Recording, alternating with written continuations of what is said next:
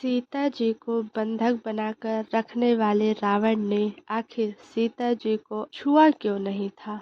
काफी लोग यह भी सोचते हैं कि रावण में काफी मर्यादा थी, वो बहुत चरित्रवान था, इसलिए वो छूने की कोशिश तक नहीं की। लेकिन सच नहीं है, सच्चाई कुछ और है। रामायण के उत्तरकांड में रंभा का उल्लेख किया गया है, जो स्वर्ग की अप्सरा थी, जिन्होंने स्वयं को नल कुबेर के प्रति समर्पित किया हुआ था। नल कुबेर रावण के भाई और धन के देवता कुबेर के पुत्र थे।